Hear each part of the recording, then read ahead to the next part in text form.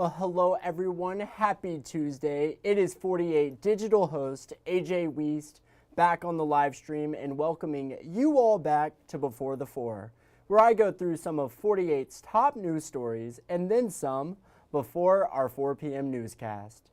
Whether you're returning to the show or tuning in for the very first time, I want to, of course, thank you for watching and spending a little of your Tuesday afternoon with me.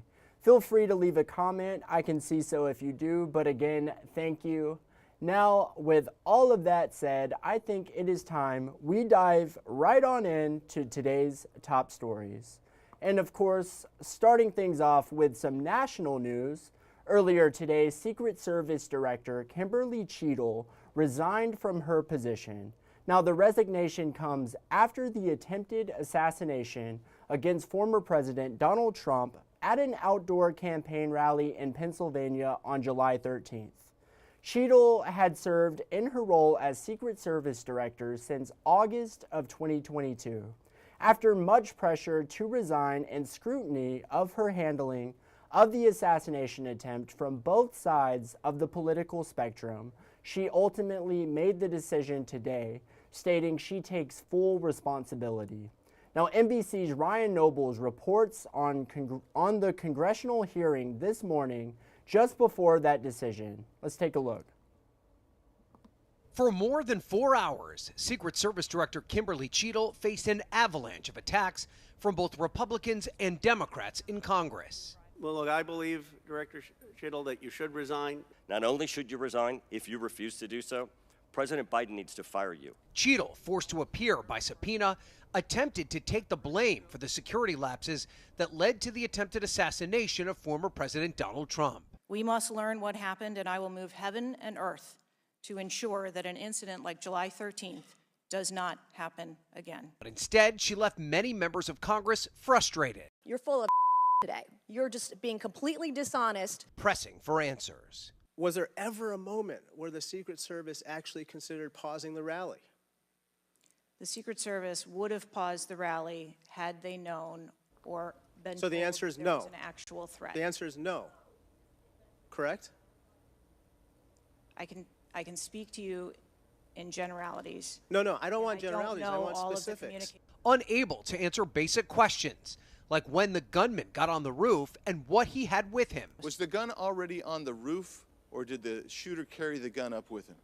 I do not have that information at this time. NBC News has reported that the Secret Service turned down a request by the Trump team for more security assets. Cheadle responded to the report only by saying there were no additional asks for the July 13th rally. But her inability to provide any explanation for what went wrong led to a rare bipartisan call at the end of the hearing from Ranking Member Jamie Raskin and Chairman James Comer for her to resign. This relationship is irretrievable at this point. A call Cheadle refused to entertain even as she left the hearing room. It's bipartisan calls now for you to step down, ma'am. Will you take those calls to heart?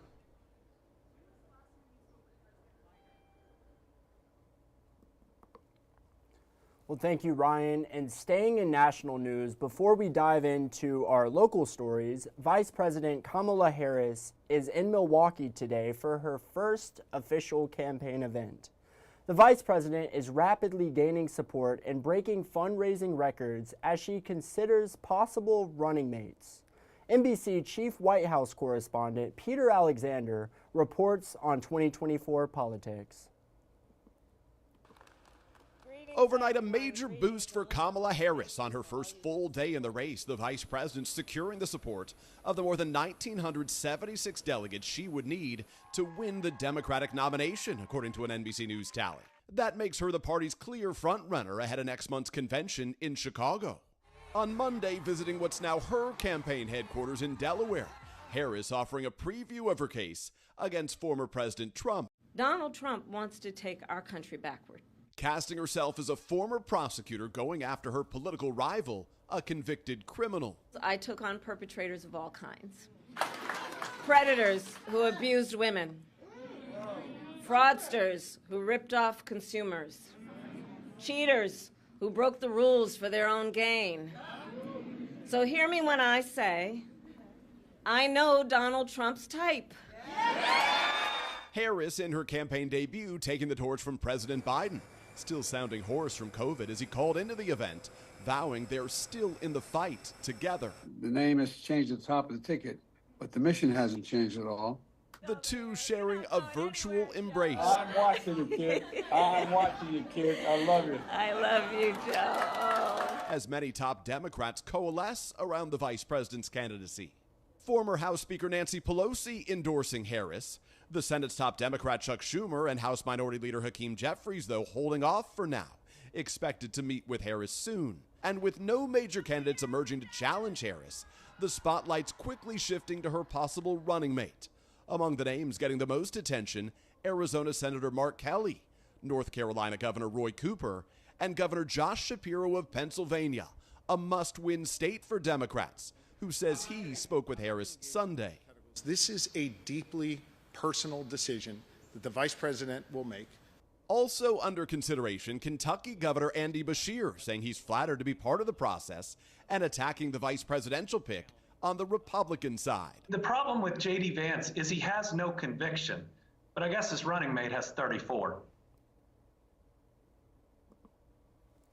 Well, thank you, Peter. And tomorrow, President Biden will address the nation on his decision to drop his bid for re-election. Biden's address will be tomorrow at 7 Central. But now, let's head local. And let me pull this story up for you all. A Florence man is out on bond after he was charged with over 350 counts of child porn possession. Earlier this month, Joseph Luna was indicted by a grand jury on 385 counts of possession of obscene matter of a person under the age of 17. On Monday, officers arrested Luna at an apartment in Muscle Shoals. He was booked into the Lauderdale County Detention Facility and later released on a $50,000 bond. And today, 48's Aria Pons is in Florence speaking with authorities with the Florence Police Department. So make sure you all stick around for our evening newscast to hear what they had to say about the situation. And now in DeKalb County, let me pull up this video for you all. I'll cut here. You might have to turn your phone to the other side. Sideways, but this is out in DeKalb County where 48 Savannah Sapp, she's there today, reporting on this intersection in Rainsville you see on screen right now that left one Rainsville police officer with minor injuries in such an awful wreck Saturday night. Today we were able to obtain this video footage from Chief Edmondson of the wreck that left Rainsville police officer Riley Lassiter injured. In this video, a driver crashes into Officer Lassiter as he sits at the red light. And Savannah today spoke with Rainsville Police and Lassiter himself on the growing concern regarding this busy Highway 35 intersection following the crash. So make sure you stick around for updates on that as well in our evening newscast. And now it is time for back to school. And it feels super early to me, and well, it's not quite back to school yet, but it is certainly coming up. And I know some of you watching right now, especially if you're a student, you might not be too happy about that thought. But 48's Matthew King today is speaking with school resource officers as they prepare to head back to school. And speaking of back to school, 48's Callie Neese will also be bringing you a story on a local school supply drive. Of course, tax-free weekend just ended, and one local nonprofit in Decatur capitalized on the frugal weekend to purchase school supplies for students in Morgan County. So make sure you stick around for this story from Callie coming up at 4. Now, in case you missed it, yesterday 48 Savannah Sapp was in Marshall County reporting on a story about vapes in schools. Savannah spoke with Asbury High School resource officer Hester Hollis, who says the new vape policy Marshall County schools recently implemented is already making a huge difference when it comes to the amount of vapes confiscated. Let's take a look. During the 2022-23 school year, School Resource Officer Hester Hollis says he confiscated over 160 vapes in each e-cigarettes in just 180 days from Asbury High School students. This led school leaders to implement a new policy. Students caught with vapes automatically get 10 days of in-school suspension and a summons to juvenile court. Hollis says only 30 vapes were taken from students during the 23-24 school year. This is like a 86% decrease. He says students are taking note of these punishments, and he even thinks it's helping the students stop vaping. The ones I dealt with the year before, when I had the 160 average, they were repeat offenders, and this year I think I've only caught one repeat offender from last year. Hollis says having to go to court forces parents to be more involved in addressing the issue.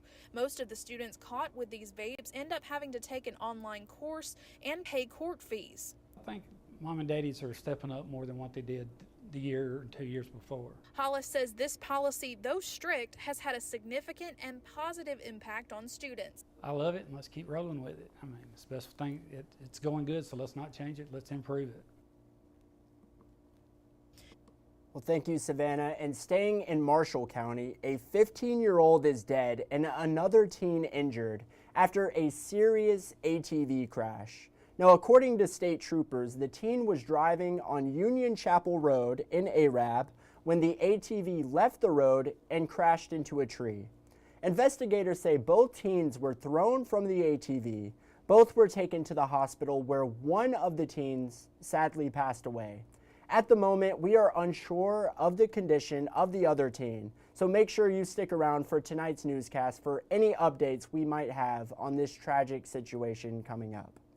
And now, of course, in sports, an event in Huntsville coming soon that will feature legendary NFL wide receiver Jerry Rice, high school football media days, of course, and the Rocket City Trash Pandas are back in town. 48's Carl Prather has every single thing you need to know going on in the Tennessee Valley sports world this week. And let's see what's going on. NFL great Jerry Rice will be in Huntsville Thursday night for the annual Boys and Girls Club of North Alabama's Leaders and Legends Dinner. The event aims to raise awareness and money for the Boys and Girls Club of North Alabama. I think for young people today, out of school time is the most important time, especially kids in the low-income areas. You know, school, education is the key to get out of poverty. But what we do in the out of school time is just as important as education, because what we're doing is creating positive young people and building them up in a holistic type of way. Folks, head over to our 48 Sports Zone app for more information about this awesome event. Tables are available, limited seats as well, but you want to hurry, folks, before the event is sold out. Hey, welcome in North Alabama and the Tennessee Valley. We are currently on special assignment getting you prepared for some amazing content coming up in August and throughout the high school football season. We'll have more on that information as we move into the month of August before the start of the high school football season. As I mentioned at 6 o'clock, of course, college football media days for us outside of North Alabama, preparing for their media days in Arlington tomorrow is done. SEC and the SWAC media days respectively over. We now turn all of our attention to high school football media days, as a number of our counties will hold those respective meet and greets as we prepare you for week 0 of the high school football season. So this is the time where we hear from area coaches as they get ready for practice and, of course, the start of the high school football season. We actually start the week with a trip over to the Shoals on Tuesday and Wednesday as we check in on our teams from Northwest Alabama. We also check in on some Huntsville City teams for Media Day as well on Wednesday. Thursday, we check in on our area high schools from Limestone County, and we head to Marshall County for media days as well. Friday ends the week with the DeKalb and Jackson County high schools and their respective media days. We will have all the sights and sounds throughout the week. And mark your calendars, folks. We have and begin our high school football preseason coverage in August to prepare you for week 0 of the high school football season that kicks off August 23rd. And finally tonight, you get ready for a little baseball this week. Rocket City Trash Pandas back in town. 6-game set with the Chattanooga Lookouts. Set to begin on Tuesday. Toyota Field will have tons of excitement for fans out looking to get a ball game in as we near closer to the start of the school year. The Rocket City Trash Pandas 11-10 on the year in the Southern League North Division second half, 2 games behind the Tennessee Smokies, who lead the division heading into this week's set of games. Opening pitch for tomorrow set for 6:35 at Toyota Field. Carl Prather, 48 Sports, on your side. Well, thank you, Carl. Certainly sounds like it's a busy week in sports here in North Alabama. And I'm definitely looking forward to the start of football season for sure. I don't know about anyone watching right now, but I'm very excited about that. And I'm also excited for the Summer Olympics, which are, of course, starting later this week. So a lot of exciting things in the sports world coming up. Now let's pull up this story for you all right here. 4 days after Friday's massive computer failure that took down 911 centers, hospitals, and airlines, thousands of Delta Airlines passengers are hoping today is the day they can finally board their flights. The airline has been crippled by the computer outage, canceling thousands of flights, with some passengers stranded in airports for days. During the busy summer vacation season, NBC's Tom Costello covers aviation. And let's take a listen. Go back. Mid-July, the peak of the summer vacation season, and hundreds of thousands of Delta passengers have been going nowhere fast, spending hours in ticket lines and sleeping on airport floors. All these people stranded. Time-lapse video of a 4-hour wait for a customer service rep in Atlanta, Delta's home base. We've got crisis mitigation plans in place. The Delta app equally frustrating for some. It automatically tried to rebook me to the next subsequent flight. Then that was canceled, and that was canceled. Delta's airport hubs have been the most affected: Atlanta, Minneapolis, Detroit, Salt Lake, LAX, JFK, and LaGuardia. Been staying at hotels. I can't. This money is running out because I spent most money on my vacation. More than 5,000 canceled flights since Friday morning when the CrowdStrike cybersecurity update took down its computers, including a critical crew scheduling system. Delta's CEO apologized to customers over the weekend. In comments to employees Monday, Ed Bastian says it's been a horrible weekend for us all. It's going to take another couple of days before we're in a position to say that the worst is clearly behind us. In Miami, European vacationers have been stuck. We tried to fly home to Switzerland Saturday, and then we got rebooked on Monday, and now they told us we have to stay here for 2 more nights. Nobody can tell me where my luggage are. I really need to get them. I cannot wait tomorrow, and they cannot fly it back to Canada because I need my meds now. At many airports, unclaimed luggage has been piling up. They know where my bag is right now. It's loading on a plane, and they won't go get it. And so it's kind of disappointing. Well, thank you, Tom. Hopefully this situation can get sorted out sooner rather than later. And now let's head into the stories you're just not going to want to miss in tonight's evening newscast.